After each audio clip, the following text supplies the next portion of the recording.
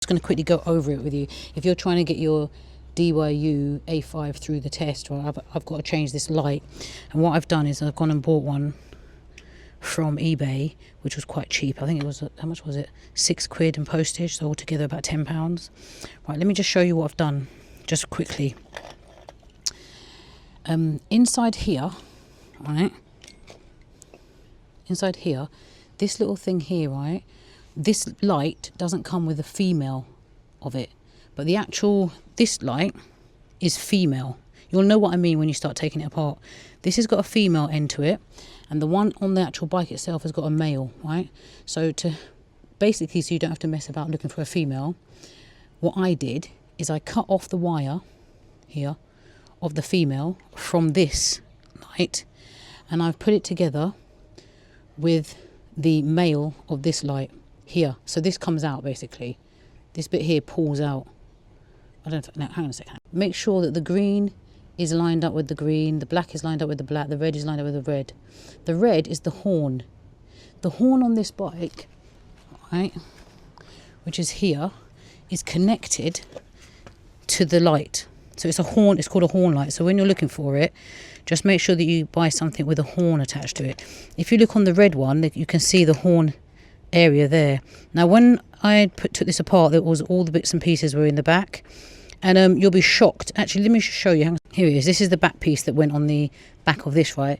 Look at the light that they provide you with. Look at the tiny little light. Look, that's what DYU put in here, and to try and make it bigger, they put a magnifying glass there. Look, so it hasn't passed the test.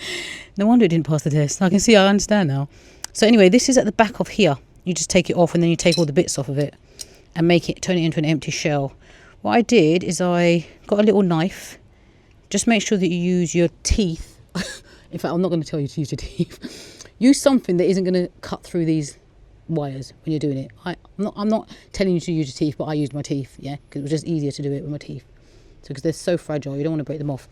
And then I got a little tiny knife and made a hole there. Just put some electrical tape on each wire so that when you put it inside, they don't end up going together. It just keeps them nice and separate, and it's just safer. That's what I put there, as you can see.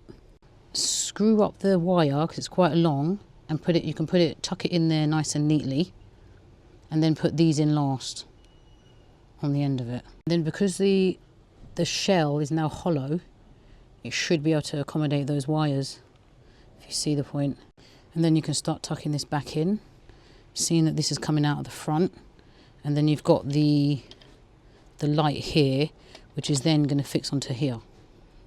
Underneath this area, right, there's 2 screws right underneath here, right, and it's very difficult to get a screwdriver underneath there, so I use this. Just stick it underneath like that and then twist it. Luckily these screws weren't too tight. The screws are tiny. That's how small they are. Yeah, so just get one of these, and it did the job for me anyway, yeah. Take this off with an Allen key. I've got one of these. Open it like that, fix it on. Make sure you leave some wire out. And because you've got this hole here, you can push it in if it's too much, but you want to test it by moving the wheel that way, to see whether it fits nicely or not.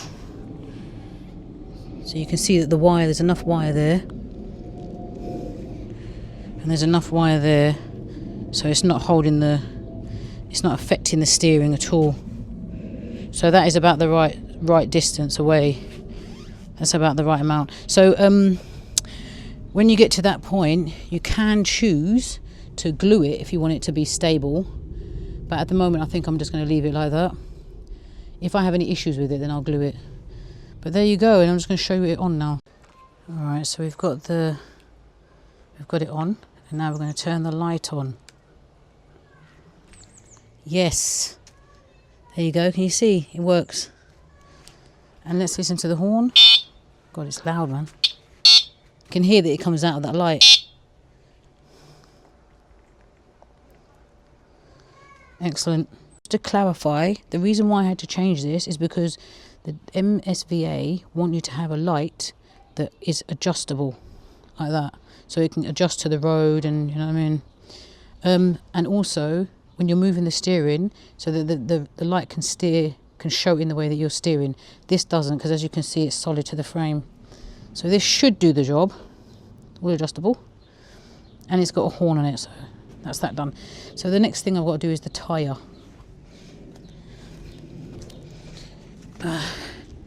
I've watched YouTube, and so I've got some tips as to how to do this. I've got a tyre, and just to let you know as well, the original thing, I contacted the MSVA because I was able to text. They texted me, and I was able to text them back.